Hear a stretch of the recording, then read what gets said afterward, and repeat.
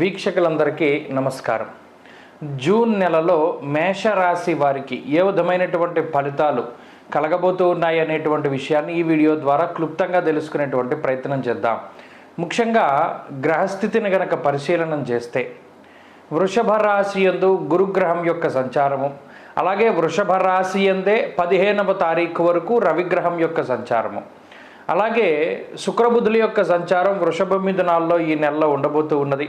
ప్రత్యేకించి జూన్ 1వ తారీఖు లగాయతు ఈ మాసం చివరి వరకు కూడా కుజుడు మేషరాశి యందే సంచారం చేస్తారు. 12వ స్థానమందు రాహువు, లాభస్థానమందు శనేశ్వరుడు.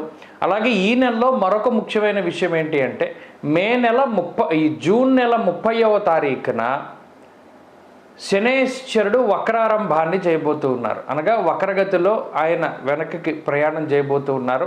అయితే ఈ నెలలో లేదు, జూన్ నెలాఖరున.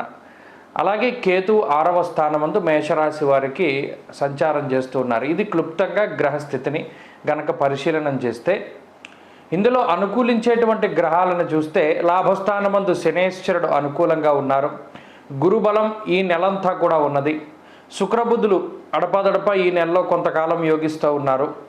అలాగే 15వ తారీఖు జూన్ 15 దాటిన తర్వాత రవి 3వ స్థానమందు చాలా బలంగా ఉన్నటువంటి గ్రహంగా మనం చెప్పుకోవచ్చు. అంటే దాదాపుగా 3 నుండి 4, 5 గ్రహాలు మేషరాశి వారికి చాలా అనుకూలమైనటువంటి ఫలితాలను ఇస్తూ ఉన్నాయి. అయితే ఇక్కడ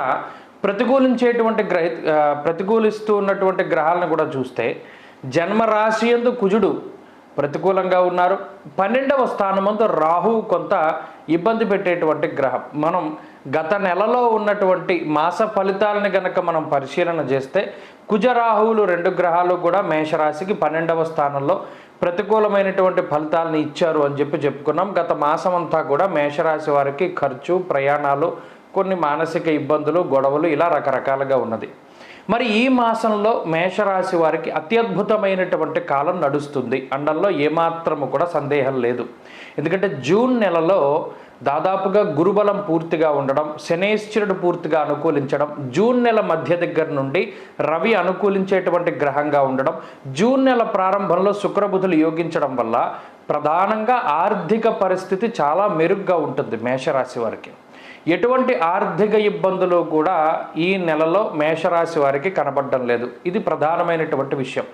ఆర్థిక ఇబ్బందులు ఉండకుండా ఆర్థిక ఎదుగుదల ఉంటుంది అన్నాం. అంటే ఉద్యోగంలో ప్రమోషన్లు రావచ్చు, ఉద్యోగంలో ఇంక్రిమెంట్లు రావచ్చు, లేదా ఇంకా కొంత బెటర్గా ఉండేటువంటి ఉద్యోగం రావచ్చు, లేదా గత కొద్ది కాలంగా పనిచేస్తూ ఉన్నటువంటి దానికి బోనస్గా ఏదైనా మీకు యాజమాన్యం ఇచ్చేటువంటి విధంగా అలా ఏదో ఒకటి ఆర్థిక ఉన్నతమైనటువంటి పరిస్థితిని ఈ గ్రహస్థితి సూచిస్తూ ఉన్నది. లాభస్థానమందు శనేశ్వరుడు, ఇక రవి బలం కూడా కలుపుకొని ఈ మాసంలో ఎవరైనా కొత్తగా స్థలం కొనుక్కోవాలి, లేదా ఇల్లు కట్టుకోవాలి, లేదా వాహనం కొనుక్కోవాలి, బంగారం కొనుక్కోవాలి, లేదా మరి ఏ ఇతరత్ర కొంత జీవితంలో ఒక మెట్టు ఎదగడానికి చేసేటువంటి ఖర్చు ఏదైతే ఉంటుందో ఆ ఖర్చులు చేయడానికి కూడా ఈ గ్రహస్థితి అవకాశాన్ని ఇస్తుంది. అనగా ఇక్కడ శుభమూలక వ్యయాన్ని మనం చూడవచ్చును. అనగా శుభమూలో వ్యయశ్చైవ, ఏదైనా మంచి పరంగా డబ్బు ఖర్చు అవ్వడం, బంగారం కొనడానికో, ఇందాక చెప్పినటువంటి వాటిని కొనుగోలు చేయడానికో కొంత ధనం అనేటువంటిది ఖర్చు అవుతుంది. ఇలా ఆర్థిక పరిస్థితులు బాగున్నాయి. ఇక రెండో విషయం ఏంటి అంటే ఆరోగ్యపరమైనటువంటి విషయాలు. ఆరోగ్యపరంగా మాత్రం మేషరాశి వారు కొంత జాగ్రత్తగా ఉండాలి. ఎందుకంటే జన్మకుజుడు 12వ స్థానమందు ఉన్నటువంటి రాహుగ్రహం, ఈ 2 గ్రహాల వల్ల కూడా ఆరోగ్యపరమైనటువంటి ఇబ్బందులు జూన్ నెలలో రావడానికి అవకాశం ఉన్నది. ఏ విధమైనటువంటి ఆరోగ్య సమస్యలు అంటే జ్వరం, ఖడ్గవరణం చేయవ భార్య బంధు విరోధకృత్ అన్నారు. అనగా 12వ స్థానమందు రాహువు, జన్మరాశి యందు కుజుడు ఉండడం వల్ల ఉష్ణ సంబంధమైనటువంటి వ్యాధులు, విద్యుత్ వల్ల కానీ, అగ్ని వల్ల కానీ, పదునైనటువంటి పనిముట్ల వల్ల కానీ, అలాగే ఏదైనా చిన్నపాటి దెబ్బలు తగులుతూ ఉండడం కానీ, స్కిన్ ప్రాబ్లమ్స్ కానీ, అలాగే దారిద్ర్యం, ధననాశంచ నేత్రపీడారిపోర్భయం అనగా కంటికి సంబంధించినటువంటి సమస్యలు కానీ, ఇలా ఆరోగ్యపరంగా మాత్రం జూన్ నెల మేషరాశి వారిని కొంత ఇబ్బంది పెట్టడానికి అవకాశం ఉంటుంది. ఆ విషయం పట్ల కొంత జాగ్రత్తగా ఉండాలి. ఇది 2.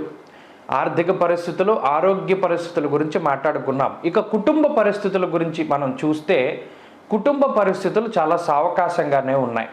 ప్రత్యేకించి మీరేదైనా కోప్పడి, మీరేదైనా కొంత మీ సొంత నిర్ణయాల వల్ల మిగతా వారిని ఏదైనా బాధ పెట్టేటువంటి పరిస్థితులు ఉన్నాయి తప్పితే మిగతా వ్యక్తులు అనగా కుటుంబ సభ్యులు ఎవరూ కూడా మీకు వ్యతిరేకంగా ప్రవర్తించరు. ఈ నెలలో కుటుంబ సభ్యుల నిర్ణయాలన్నీ కూడా మీకు సరిగ్గా ఆమోదయోగ్యంగానే ఉన్నాయి, ఆనందకరంగానే ఉంటాయి. కుటుంబ పరిస్థితుల్లో ఏ విధమైన ఇబ్బందులు లేవు. ఇంకా మీరే వాళ్ళని తిడుతూ ఉంటారు ఈ కుజరాహువుల యొక్క స్థితిగతుల వల్ల. ఆర్థిక, ఆరోగ్య, కుటుంబ పరిస్థితుల తర్వాత ఉద్యోగానికి సంబంధించినటువంటి విషయాల్లోకి వస్తే ఉద్యోగ పరిస్థితులు చాలా బాగున్నాయి. ఉద్యోగపరమైనటువంటి ఎదుగుదల, ఉద్యోగంలో ప్రమోషన్లు, ఇందాక మనం చెప్పుకున్నట్టు ఉద్యోగపరంగా ఆర్థిక పరిస్థితులు ఉన్నతంగా ఉండడానికి కావలసినటువంటి స్థితిగతులన్నీ కూడా మేషరాశి వారికి జూన్ నెలలో అనుకూలంగా ఉన్నాయి. ఇక వ్యాపారానికి సంబంధించినటువంటి విషయాలు కూడా చాలా అనుకూలంగా గోచరిస్తూ ఉన్నాయి. అయితే వ్యాపార పరంగా మాత్రం తొందరపాటు నిర్ణయాలు అనేటువంటివి తీసుకోకూడదు. వ్యాపార పరంగా ఏదైనా ఒక నిర్ణయం తీసుకునేటప్పుడు చాలా ఆచితూచి నిర్ణయాలు తీసుకోవడం చెప్పదగినటువంటి సూచన. ఇక విద్యార్థులకు ఈ మాసం చాలా గొప్పగా ఉంటుంది. అనగా ఎవరైనా విదేశాలకు వెళ్ళాలి అన్నా, లేదా స్వదేశంలో వారికి ఏదైనా మంచి కళాశాల రావాలి అన్నా, ఇలా విద్యార్థులకు పోటీ పరీక్షలలో, మౌఖిక పరీక్షల్లో సర్వత్రా కూడా మేషరాశి వారికి దిగ్విజయంగా ఉంటుంది, గురుబలం ఉన్నది కాబట్టి. ఇక స్త్రీలకు ప్రత్యేకించి పరిస్థితులను చూస్తే స్త్రీలలో కించిత్ వారికి ఉండేటువంటి ఏదైనా చిన్న ఆరోగ్యపరమైనటువంటి సమస్యలు, చర్మ సంబంధిత సమస్యలు ఇటువంటివి కనబడుతూ ఉన్నాయి. కొంత మాట పట్టింపులు కనబడుతూ ఉన్నాయి. ఇటువంటి వాటికి అవకాశం ఉంటుంది. అలాగే ప్రత్యేకించి వ్యవసాయం మీద ఆధారపడేటువంటి వారు, భూమికి సంబంధించినటువంటి వ్యాపారాలు చేసేటువంటి వారు, అలాగే ప్రత్యేకించి ఈ రైతులు, ప్రత్యేకించి మనం చెప్పుకోదలిచి వస్తే ఆ కేటగిరీలోకి వస్తే రైతులకి ఈ మాసం చాలా బాగుంటుంది. మీరు ఏ పంట వేశారో ఆ పంట చక్కగా ముందుకు సాగుతూ ఉంటుంది. రైతులకు ఏ విధమైనటువంటి ఇబ్బందులు లేవు.